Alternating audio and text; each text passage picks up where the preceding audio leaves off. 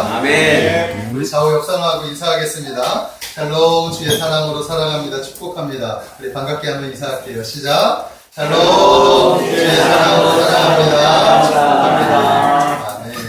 오늘 또 우리 은주자매가 왔죠.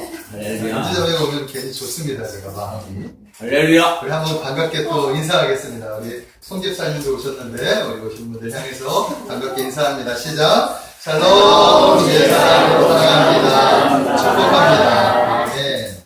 아멘. 주의 사랑으로 사랑하고 축복합니다. 자, 오늘은 맥주 감사 주일이에요. 맥주 감사 주일. 그래서 2018년 전반기 우리 주님께 감사하는 마음으로 이렇게 드리는 예배가 되어지기를 주님의 이름으로 축복합니다. 아멘. 그래서 감사를 잊지 않는 사람이 되자. 감사를 잊지 않는 사람이 되자라는 제목으로 말씀을 전하겠습니다. 자, 오늘도 말씀 가운데 성령의 감동이 풍성한 은혜가 우리 사랑하는 성도님들 심령 가운데 충만하게 임하시기를 주님의 이름으로 축복합니다. 아멘. 탈무드 이야기 하나 소개하겠습니다. 자, 어떤 납비가 있었어요. 이 납비가 당나귀를 타고 한 마리 닭과 등불과 청각을 싣고 이렇게 여행을 떠났어요. 여행을 가는 거예요. 자, 그런데 여행을 가던 중에 이제 해가 저물어 가는데 가도 마을이 나타나지 않는 거예요.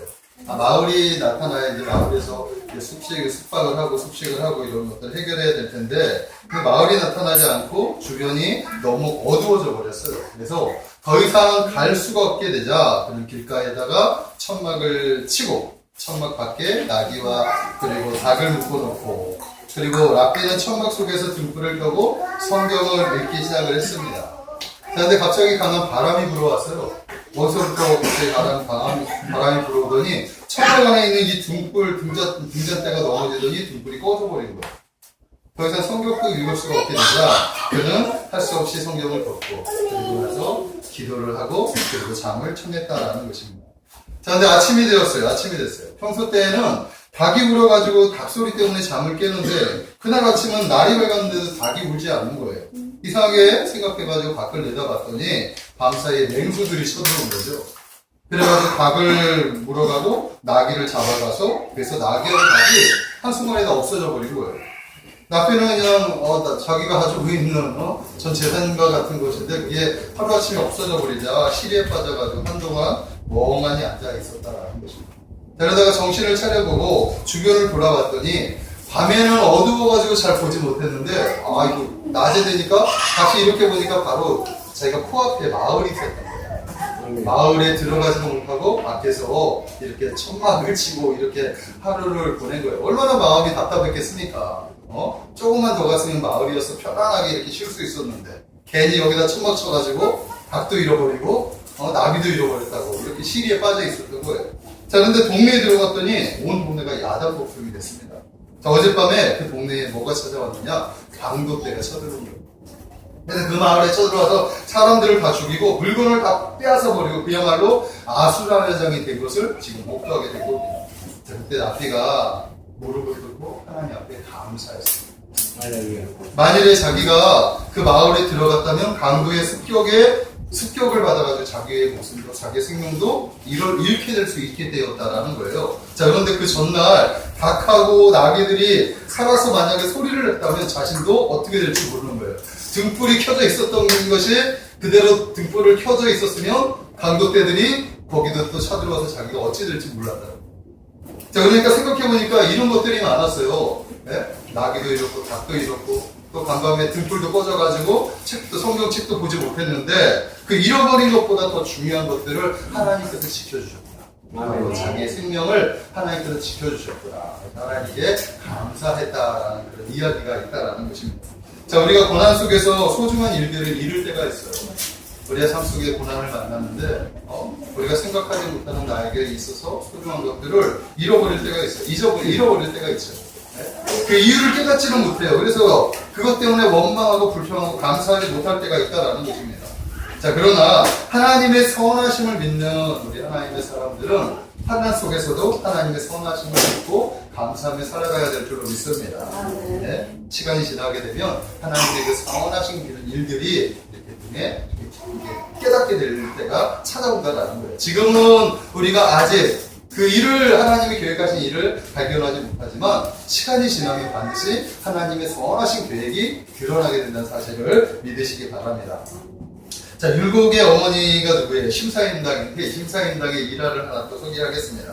자, 아는 사람의 집에 혼인잔치가 있었어요. 그래서 이 사임당도 그 잔치에 갔는데 근데 가난한 어떤 아낙네가 그 잔치집에 가는데 너무나 허름하기 때문에 그 주위에 또 어떤 분한테 아주 비단 그 치마를 하나 빌려가지고 입고 왔어요. 네? 입고 와서 그 잔치집에서 막 이렇게 잔치하는데 도와주고 또 음식을 먹는데 음식을 먹다가 그 음식물이 떨어지는 바람에 치마가 귀한 치마에 그 음식물이 물들어 버리게 된 거예요. 그래가지고 울상이 돼가지고 막 어찌하면 좋냐고 막 이렇게 통곡을 하고 있는데 그때 사임당이 그 부인에게 그 치마를 잠시 나에게 빌려주세요. 이렇게 이야기를 한 거예요. 그 치마를 받아준 사임당이 붓을 가지고 오더니 얼룩진 부분들을 그림 붓으로 그리기 시작했어요.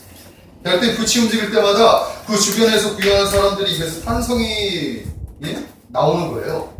이 치마 위에 아름다운 포도주가 생기고 포도가 주렁주렁 열매를 맺고 그 얼룩진 부위가 아주 아름다운 모습으로 변화된 거죠. 그리고 나서 그 여인에게 치마를 주면서 이것을 시장에 갖다 팔아서 그 값을 가지고 그 빌려준 것을 값을 치르라고 이야기를 했다라는 것입니다. 자, 저는 우리 인생이 바로 이렇게 하나님 앞에 이런 치마 포기요 종이라고 생각을 합니다. 아무리 우리의 삶의 자리가 잉크로 얼룩져 있어도 하나님은 그것을 아주 멋진 그림으로 그려내실 것이기 때문이에요. 믿으십니까? 그러니 지금은 우리가 잉크 자국이 있다고 해가지고 그거 가지고 불평하거나 원망하지 마십시오. 네? 오히려 그래서 감사할 수 있어야 될 줄로 믿습니다. 자, 왜냐하면 이 잉크 자국은 결국 화가가 무언가 생각하고 그림을 그리기 시작했다라는 신호이기 때문이에요. 우리에게 지금 어떤 그런 만나는 여러 가지 어려운 고난들은 지금 하나님께서 우리를 다루시고 계시다. 하나님의 계획 가운데 우리를 이끌어가고 있다라는 신호가 된다는 사실을 믿으시기 바랍니다. 만약 그것이 싫다고 지금 나에게 이런 일들이 나 싫어요 해가지고 화가에게 불평하고 왜 이렇게 그립니까? 그리지 마세요. 멈추라고 이렇게 항의한다면 화가는 그 그림을 멈추게 됩니다. 만약에 우리가 하나님 앞에 그렇게 불평하고 원망하게 된다면 하나님께서 우리의 삶을 주관하시는 것을 그냥 포기할 수도 있다라는 거예요. 내놓는다는 거예요. 유기한다라는 것입니다. 그것은 우리가 더 큰 고난을 맞이할 수 있다라는 것을 우리가 깨달아야 된다라는 것입니다. 자, 하나님은 우리 한 사람 한 사람에게 놀라운 계획을 가지고 계셔서 아름다운 인생을 준비하고 계셔요. 믿으십니까? 하나님은 이미 우리의 삶의 그 모든 인생을 이렇게 스케치로 계획하고 있어요. 네? 그러니까 우리 인생은 지금 하나님의 계획하는 가운데 스케치 되어가고 있다는 사실을 믿으시기 바랍니다. 아직 그래서 완성되지 않았어요. 완성되지 않았기 때문에 아직은 불투명하고 아직은 여기저기 별로 좀 모습이 별로 이쁘지 않은 모습들도 나타날 수 있어요. 하지만 시간이 지나고 나서 하나님이 완성된 그 시간이 되면 너무나 아름다운 그런 그림으로 변화될 거라는 사실을 믿으시기 바랍니다. 네? 그것이 하나님 우리에게 약속하신 약속 안에서 이루어질 거라는 사실을 성경을 우리에게 가르쳐주고 있습니다. 자, 오늘 맥주 감사절이에요. 오늘 맥주 감사절을 지키며 우리가 잊지 말아야 할 것이 있다는 것입니다. 자, 그것이 뭐냐 하면 하나님이 나에게 베풀어 주신 은혜를 우리는 잊지 말아야 하는 거예요. 아멘? 왜 감사절마다 왜 특별히 감사주의를 우리에게 허락해 줬느냐? 하나님께서 하나님을 기억하라. 아멘? 우리가 하나님을 기억하라고 감사절을 줬다는 사실을 믿으시기 바랍니다. 자, 성경에서 가장 많이 나오는 단어 중에 하나가 바로 기억한다라는 거예요. 성경을 보면 아주 중요한 단어가 나오는데 그 단어 중에 하나 중에 기억한다, 기억하라 이런 단어가 있어요. 자, 하나님도 우리를 기억하시고 우리도 하나님을 기억해야 한다라는 거예요. 네?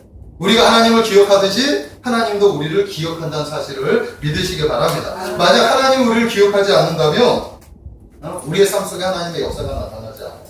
그러나 하나님께서 우리를 기억하시면 우리의 삶 속에 역사가 나타난다는 사실을 믿으시기 바랍니다.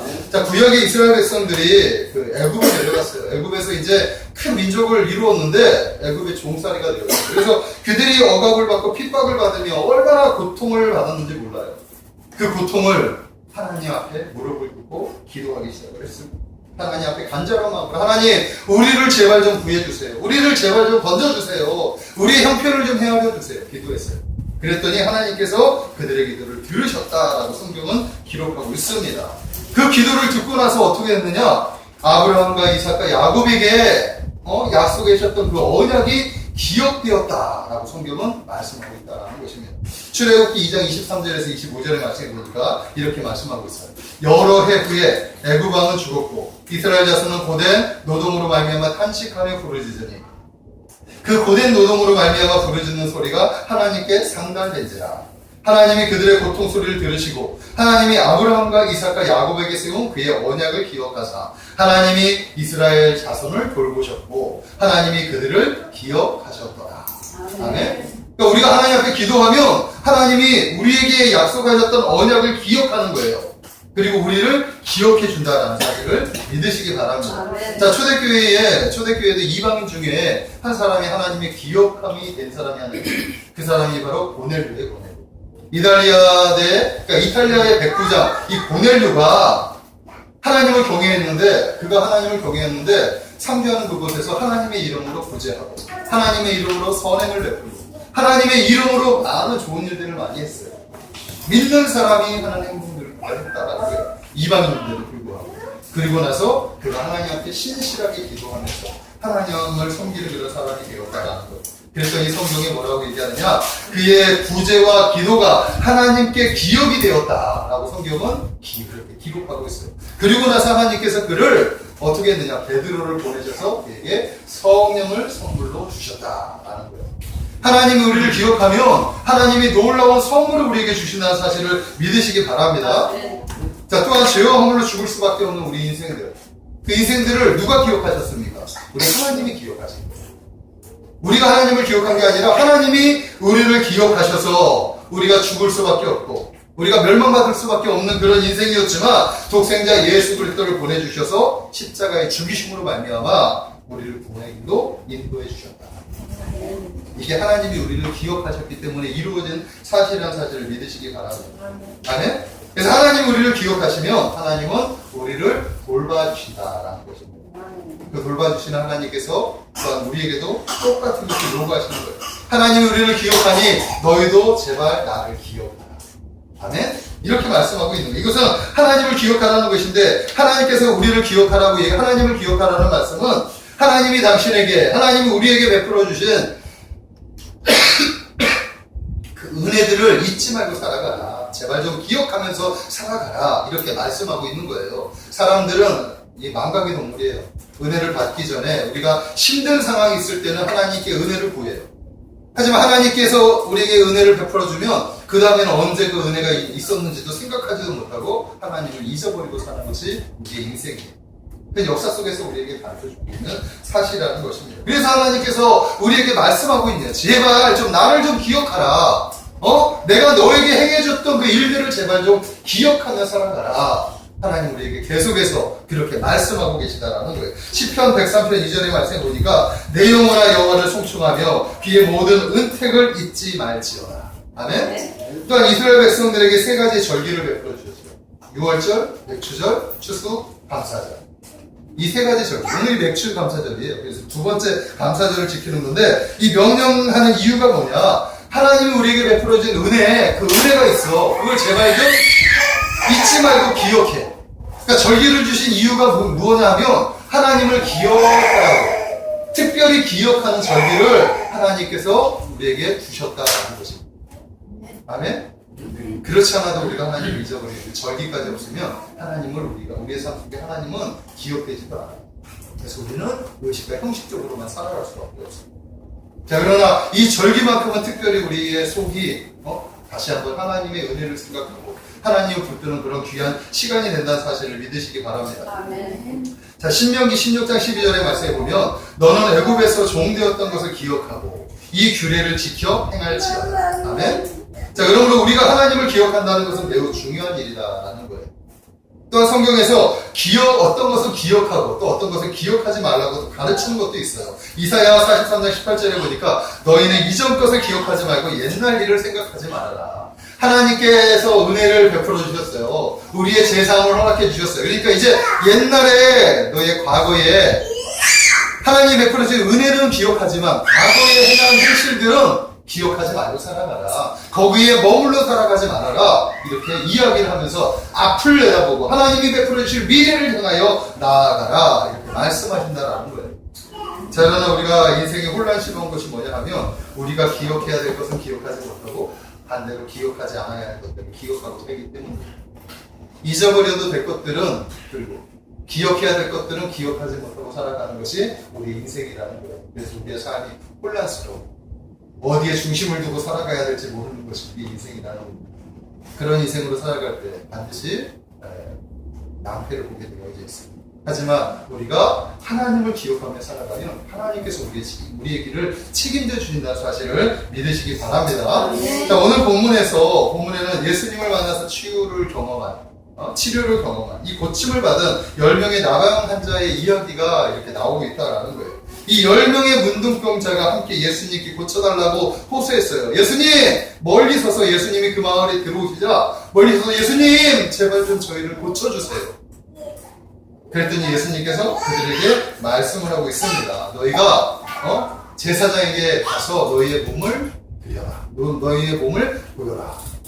그래서 그들이 제사장에게 가는 도중에 고침을 받은 거예요. 그 고침을 받았을 때 이 10명 중에 오직 한 사람만 주님께 돌아가서 감사를 드렸다라고 성경은 우리에게 말씀하고 있다라는 것입니다.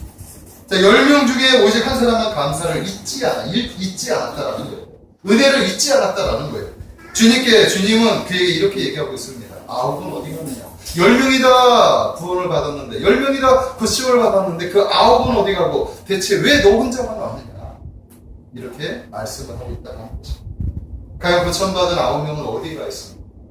과연 우리는 그 9명의 수가 포함되어 있습니까? 아니면 한 명에 포함되어 있느냐? 오늘은 바로 그런 중심으로 말씀을 한번 들어보시기를 주님이 축복합니다. 자, 오늘은 우리의 주인공, 이 감사를 잊지 않은 한 사람이 있어요. 이 한 사람은 어떻게 해서 감사를 잊지 않았는지, 그리고 이 감사를 잊지 않은 한 사람이 그 잊지 않은 것 때문에 어떤 삶이 그에게 펼쳐지는지, 이 감사가 얼마나 축복된 것인지 오늘 한번 몇 가지 은혜를 한번 나누기를 원합니다. 자, 첫 번째는 바로 이거예요. 자, 우리는 과거의 모습을 잊지 말아야 한다는 거예요. 이 사람의 모습을 통해서, 감사하는 사람의 모습을 통해서 과거의 모습을 잊지 말아야 한다는 것입니다. 자, 대부분 우리가 감사를 망각하는 것이 뭐냐 하면 과거에 하나님이 우리에게 베푼 과거의 모습 있죠. 은혜 받기 전의 모습, 은혜 받기 전의 상태들, 이런 상태들이 있었는데 그것을 망각하기 때문에 감사를 하지 않는다라는 거예요. 자, 여기 치유를 경험한 사람들이 정말 자기가 나병 환자로서 겪어야 했던 온갖 수모와 불행의 그 과거를 기억하고 살아간다면 어찌 하나님 앞에 나아가 감사를 하지 않을 수 있겠습니까? 하지만 시간이 지나서 처음에는 감사하는 마음이 있었을 거예요. 하지만 시간이 지나면서 그들은 이 감사를 잊어버리고 살아갔다. 그러나 오직 한 사람, 그 한 사람이 감사할 수 있었던 것들은 그가 이방인이었기 때문에, 다른 사람들보다 특별히 더 큰 은혜를 경험했기 때문에 그가 하나님 앞에 바로 나와서, 즉시 나와서 감사할 수 있었다라고 성경은 우리에게 말씀해주고 있다는 것입니다. 오늘 보면 18절의 말씀 한번 보겠습니다. 18절의 말씀에 보니까 이렇게 얘기하고 있어요. 이 이방인 외에는 하나님께 영광을 돌리러 돌아온 사람이 없느냐? 예수님이 이렇게 얘기하고 있습니다. 자, 여기서 예수님은 돌아온 그가 이방인이었구나, 거기에 초점을 맞추고 있어요. 10명 중에 한 사람이 돌아왔는데 그가 이방인이었다. 자, 이방인은 누구예요? 유대인은 선택받은 민족이고 이방인은 선택 밖에 있는 사람이 바로 이방인이라는 거예요. 자, 그러나 10명 중에 9명은 유대인이었을 확률이 높아요. 자, 그런데 그 중에 한 명, 즉 이방인들, 그들의 틈바구니에서 온갖 멸시와 수모를 겪어야 했던 그 한 사람이 이방인이었는데 그 이방인이 바로 하나님께 나아가서 감사했다. 왜 나 같은 이방인들도 하나님의 은혜를 경험하는구나. 나 같은 이방인들도 하나님이 나를 기억하시는구나. 얼마나 감사했으면. 가는 도중에 그가 제사장의 몸을 보이기도 전에 예수님이 생각해서 달려가서 예수님께 감사했다라는 것입니다. 오히려 그의 과거가, 오히려 그의 상태가 하나님의 은혜를 경험하더니 더욱더 큰 감사의 조건이 되어질 수 있습니다. 자, 그러나 우리 모두 다 똑같은 그런 상태에 놓여있다는 사실을 우리가 알아야 됩니다. 각오가 있는 사람은 그만큼 은혜를 간직할 수 있는 사람이 된다는 사실을 믿으시기 바랍니다. 아멘? 우리가 은혜를 받기 전에 있었던 상태를 기억해야 되는 거예요. 그것을 붙잡혀 살아가지는 말아야 되지만 그 상태를 기억해야 우리가 하나님이 베풀어 주신 은혜가 얼마나 큰지를 깨달을 수 있게 되는 거예요. 자, 하나님의 은혜를 받은 인생 중에 다윗만큼 은혜를 받은 사람이 없어요. 양치기 목동이었던 이 다윗이 하나님께 선택을 받다. 하나님의 선택을 받아 이스라엘의 왕이 되었어요. 왕. 그것도 통일국가의 왕이 되었어요. 그 다윗, 이 위대한 자리에 올라갔으면 반드시 하나님을 잊어버리는 것이 인간들의 습성인데 이 다윗이 위대한 것은 뭐냐 하면 그 높은 자리에 갔음에도 불구하고 하나님을 잊어버리지 않아요. 하나님의 은혜를 항상 붙들고 살아가는 거예요. 사무엘하 7장 18절에 말씀해 보니까 다윗 왕이 여호와 앞에 들어가 앉아서 이르되 주 여호와여 내가 누구이기에 내 집이 무엇이기에 나를 여기에 이르게 하셨나이까. 이 은혜가 너무나 감사해서 내가 과연 누구이기에 내가 과연 왜 하나님 앞에 이렇게 은혜를 받을 수 있는 존재도 아닌데 왜 나를 이렇게 은혜를 베풀어 주시고 왕이 된 그 자리에서 바로 다윗이 하나님 앞에 이렇게 고백을 기다리는 거지. 이것이 바로 감사하는 마음이 감사합니다. 믿으십니까? 자, 우리도 우리의 과거의 모습을 조용히 떠올린다면 감사의 조건들이 떠오른다고 나는 저는 믿습니다. 아멘. 한번 되돌아보시죠. 눈을 잠깐 한번 감아보세요. 지금 한번 눈을 한번 잠깐 감아보세요. 지금 우리가 이 자리에 있는 것, 모두가 하나님의 은혜예요. 우리가 이 자리에 얻게 된다면 과연 우리의 지금의 모습은 어떤 모습으로 따라갈 수 있을까? 한번 생각해 보십시오. 하나님께 선택받은 것이 감사하다. 예수 그리스도를 만난 것이 감사한 줄로 믿습니다. 아멘. 자, 또한 사도 바울은 이 모든 모습을 가지고 또 뭐라고 우리에게 권면하느냐 하면 이렇게 얘기하고 있어요. 눈을 뜨십시오. 에베소서 2장 11절 12절의 말씀에 보니까 이렇게 말씀하고 있어요. 그러므로 생각하라. 너희는 그때에 육체로는 이방인이요 손으로 육체에 행한 할례를 받는 무리라 칭하는 자들로부터 할례를 받지 않는 무리라 칭함을 받은 자들이라. 그때에 너희는 이 그리스도 밖에 있었고 이스라엘 나라 밖의 사람이라. 약속의 언약들에 대해서는 외인이요 세상에서는 소망이 없고 하나님도 없던 자이었다. 그러니까 우리 예전의 상태에 대해서 이렇게 얘기하는 거예요. 이 과거를 잊어버리면 안 됩니다. 우리는 예전에 이방인이었어요. 하나님 밖에 있었단 말이에요. 육체에는 할례를 받지 않은 무리, 즉 선택받지 못한 무리에 속해 있었다는 거예요. 우리는 그리스도 밖에 있었고 하나님의 언약의 주인공이 아니었다라는 거예요. 우리의 삶은 소망이 없습니다. 우리의 끝은 멸망이고 우리는 사단의 노예였다라는 것입니다. 자, 그러나 지금은 어떻게 보였어요?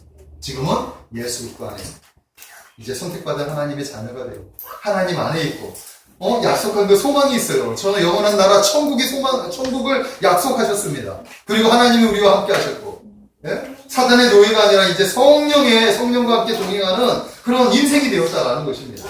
아멘. 얼마나 많은 것이 변화되었는지 몰라요. 지금 여러분들이 하나님 앞에 나와 이렇게 예배 드리는 것도 바로 은혜라는 사실을 믿으시기 바랍니다. 이것이 바로 우리에게 베풀어진 하나님의 은혜예요. 우리가 어찌 감사하지 않을 수 있겠습니까? 아멘? 이것 자체로도 감사하는 거예요. 그런데 우리는 눈에 보이는 것 때문에 가지고 하나님 앞에 나아갈 때가 많아요. 왜 우리가 하는 일마다 잘 안 됩니까? 왜 내가 이거 하는 일들마다 잘 안 돼요? 왜 나는 내 앞길이 왜 이래요 자꾸? 뭔가 눈에 보여지는 것, 이런 것들, 쥐어지지 않는 것들, 만져지지 않는 것들 때문에 우리는 불평을 하는데, 그래서 하나님이 다루실 거예요. 하나님이 변화시켜 주실 거예요. 그게 아니라 이미 변화된 것, 이미 바꾸어진 그 세계, 이것을 가지고 하나님께 감사하시기를 주님의 이름으로 축복합니다. 아멘. 자, 두 번째는 현재의 감동을 붙들고 살아갈 수 있다는 것. 자, 우리가 감사의 영성으로 한평생을 살고자 한다면 우리의 과거 기억하는 건 못지않게 중요한 것이 있는데 현재의 감동을 붙들고 살아갈 수 있어야 한다는 것입니다. 자, 사실 행복이라는 게 뭔지 아십니까? 행복은 순간순간 감동에 붙들려서 살아가는 거예요. 하나님이 주신 기쁨, 하나님이 주신 평강, 하나님이 주신 은혜, 이 안에서 하나님이 주시는 마음들, 성령이 주시는 감동, 이 감동들을 붙들고 살아가는 것, 그런 사람들이 경험하는 것이 바로 행복이라고 할 수 있습니다. 저는 여러분들이 그런 행복이 누리시기를 주님의 이름으로 축복합니다. 자, 오늘 본문을 주의 있게 살펴보면 그들은 믿음과 순종의 과정에서 치유를 경험한 그런 사람들이었다라는 거예요. 14절의 말씀에 보면 이렇게 말씀하고 있어요. 이르시되 가서 제사장들에게 너희 몸을 보이라 하셨더니 그들이 가다가 깨끗함을 받은지라. 아멘. 자, 여기서 중요한 것은 뭐냐면 가다가. 이것은 무슨 뜻이 있느냐? 예수님께서 그들에게 한 가지의 명령을 말했어요. 예수님, 제발 저희의 병을 고쳐주세요. 저희를 제발 좀 고쳐주세요. 이랬더니 예수님께서 그 즉시 고쳐준 것이 아니라 가서 제사장에게 너희의 몸을 보여라. 이렇게 얘기했어요. 왜 보이라고 했냐면 당시에 피부병이나 문둥병 같은 것들이 있으면, 그리고 있다가 고침을 받았으면 제사장에게 가서 몸을 보여서 내가 깨끗함을 나왔습니다. 제사장이 그것을 딱 해가지고 사인을 줘야 돼요. 그래야 사람들에게 가서 이 사람이 고침을 받았구나, 저 사람들과 같이 사회에서 이렇게 생활을 할 수 있게 된다는 거예요. 자, 그래서 예수님은 아직 몸이 고쳐지지 않았지만 너희가 가서 제사장에게 몸을 보여라, 이렇게 말씀했어요. 이들은 그 말씀을 믿고 그리고 갔습니다. 제사장에게 가는 도중에 예수님의 그 말씀의 역사가 나타나게 되었다는 거예요. 그래서 그들이 10명이 전부 다 어떻게 됐냐면 가다가 깨끗함을 받았다는 것입니다. 그러니까 이들은 이미 예수님의 그 은혜를 경험하게 된 거예요. 이들에게는 믿음도 있었고 순종도 있었다는 거예요. 자, 그들이 한 가지 빠진 것이 뭐냐? 9명은 감사가 빠졌다라는 거예요. 그런데 한 명은 그 즉시 바로 주님께로 돌아와 감사를 했다라는 거예요. 네. 자, 그들이 가는 도중에 그 고침을 받았다라는 것은, 그 병이 고침을 받았다라는 것은 정말 놀라운 감동이라고 할 수 있어요. 놀라운 은혜라고 할 수 있어요. 그 감동을 어떻게 말로 표현할 수 있겠습니까? 자, 그런데 그 9명은 그 감동을 무시해버렸어요. 그 감동을 이렇게 뒤로 미루었다라는 것입니다. 아마도 그들은 그 감사에 대해서 아예 감사하지 않지는 않았을 거예요. 아, 주님이 나를 고쳐주시구나, 감사합니다. 하지만 내가 지금 즉시 달려가서 주님께 감사한다는 마음을 표현하기보다 그는 언젠가 내가 다시 주님을 만나면 이 마음을 표현하겠습니다. 아마 그런 마음을 가지고 이렇게 가게 됐을 거예요. 하지만 딱 한 사람은 즉시 가가지고 그 주님께로 나아가서 감사를 표현할 수 있었다라는 것입니다. 그래서 그 9명은 그 감사의 마음이 있었지만 점차적으로 그 감사하는 마음들이, 그 감동들이 사라져갑니다. 하지만 한 사람은 현재의 주식의 감동, 하나님이 베풀어 주신 은혜의 감동, 그 감동을 감사를 통해서 더욱더 극대화시켜 쓰게 되었다라는 것입니다. 믿으십니까? 그것이 바로 현재의 감동을 누리는 것이 감사의 은혜라는 사실을 믿으시기 바랍니다. 아멘. 저는 사도 바울이 데살로니가전서 5장 19절에 이런 말씀을 해요. 너희는 성령을 소멸치 말아라. 아멘. 지난 시간에 성령에 대한 그 역사에 대해서 제가 몇 가지 말씀을 드린 것 중에 성령의 역사 중에 감동이라는 게 있어요. 아멘. 이 감동을 소멸치 말아라. 아멘. 우리는 하나님이 성령을 통해서 우리 마음에 감동을 부어주실 때가 있어요. 자, 그런데 가끔 이 감동이 자기의 생각인지도 모르고 자기의 생각일 거라고 생각하는 경우가 있고, 또 여기 말하는 9사람처럼 내가 받은 감동이 있는데 이 감동을 즉시 행하지 않고 조금 미뤄두겠다든가 나중에 행하는 사람들이 있어요. 하지만 나중에는 기회가 없는 경우가 있다라는 거예요. 자, 여기서 성령을 소멸치 말라, 성령에 민감해야 된다라고 성경은 우리에게 가르쳐주고 있는데, 바로 이 첫 번째, 이 하나님 앞에 이 주님께 나와 감사하는 사람이 바로 그런 사람이었다라고 저는 말씀을 드리고 싶다라는 것입니다. 저는 얼마 되지 않은 이 목회 경력을 통해서 그 믿음의 여정 가운데 이 성령의 감동에 대해서 몇 번을 느낀 것이 있어요. 그러니까 감동이 있을 때 그 감동대로 행할 때는 믿음의 결실들이 있는데, 감동이 왔는데 이 감동을 의심할 때가 있어요. 그냥 내 감정인가? 내 그냥 생각인가? 내 느낌인가? 하는 때가 있단 말이에요. 그럴 때 되면 그것을 뒤로 미루게 되죠. 반드시 이것이 별로 좋은 결과가 나타나지 않아요. 자, 그런데 하나님께서 나에게 주신 감동이 있는데 그 감동대로 이렇게 일을 행하면 그 감동이 열매를 부를 때가 많아요. 자, 때때로 기도하던 중에 누가 생각이 날 때가 있어요. 갑자기 멀리 있는 사람이 생각이 나요. 갑자기 왜 생각이 나는지 몰라요. 그런데 그 생각은 하나님께서 내게 주신 감동일 때가 있다라는 거예요. 그때 갑자기 전화기가 안부 전화를 하게 됩니다. 자, 그러면 안부 전화를 하면 그냥 나는 아무 생각 없이 안부 전화를 한 거죠. 그냥 생각이 나서. 근데 그가 무슨 문제가 생기게 돼요.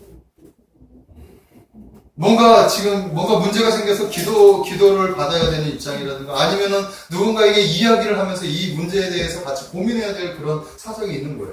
전화하면 처음에는 몇 마디 나눈다가 나중에 꼭 그런 안 좋은 일들이 있게 됐다는 거예요. 그래서 그 이야기를 들어주고 함께 기도해주면 얼마 있다가 그 문제가 또 풀렸다고 또 전화가 와요. 아멘. 하나님은 이런 방법으로 또 역사하실 때가 있다라는 것입니다. 아멘. 그런데 가끔 제가 아까도 말했듯이 가끔 이렇게 주식 감동이 있는데 바쁘다는 핑계로 또 그것이 또 내 느낌이나 감정 때문에 그런 것이다라는 핑계로 그것을 약간 뒤로 미룰 때가 있는데 그럴 때는 반드시 그 생각했던 것이 그게 나쁘게 나타나는 그런 일들을 경험하게 된다라는 거예요. 저는 여러분들에게도 하나님이 동일한 방법으로 역사한다는 사실을 믿습니다. 그러니까 하나님이 여러분들에게 주신 감동들이 있죠. 그런 감동들을 즉시 행할 수 있어야 됩니다. 오늘 이 첫 번째, 이 9명 중, 10명 중에 한 명, 즉시로 주님께 나아가 무릎을 꿇었던 이 한 사람처럼 감사나 하나님의 성령이 주신 감동들은 즉시로 행할 때, 그때 열매를 거둔다는 사실을 믿으시기 바랍니다.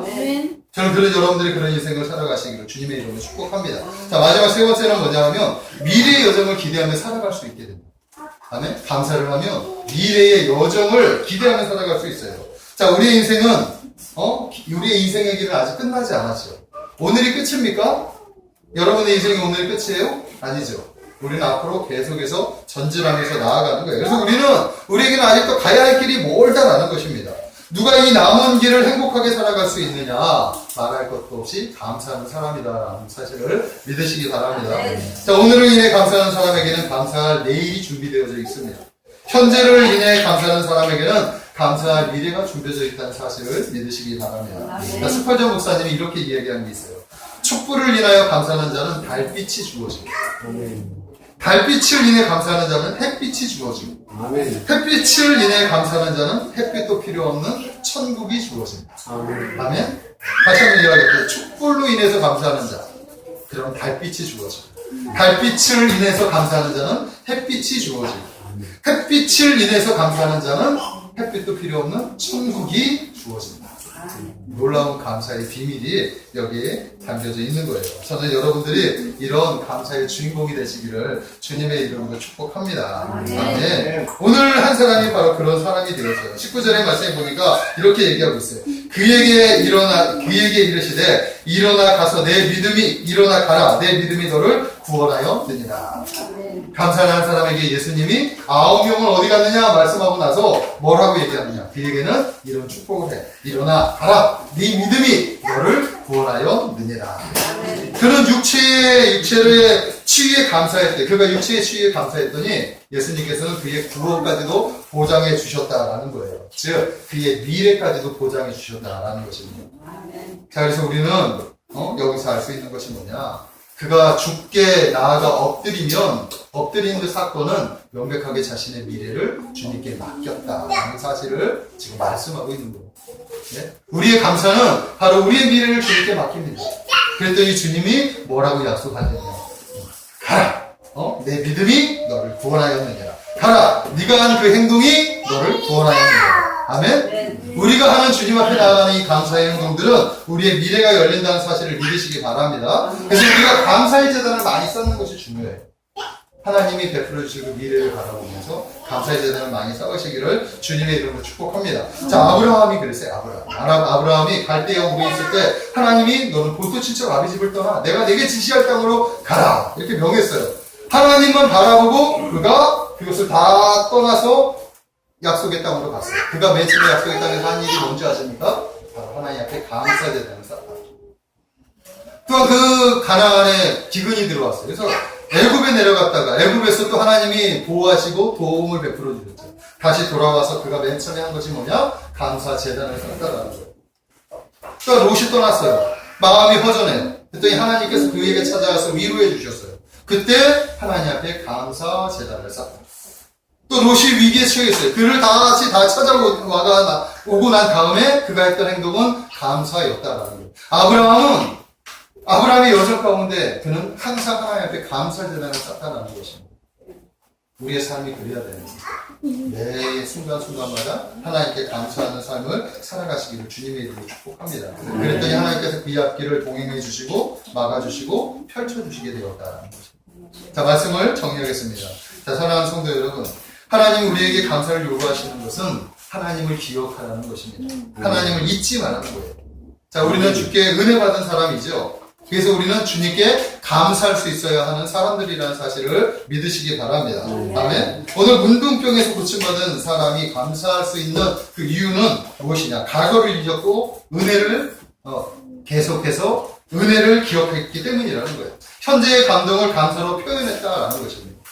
그의 감사를 통해서 미래의 여정이 활짝 펼쳐지게 되었다라는 것입니다. 이것이 감사의 은혜라고 오늘 말씀을 드릴 수 있습니다.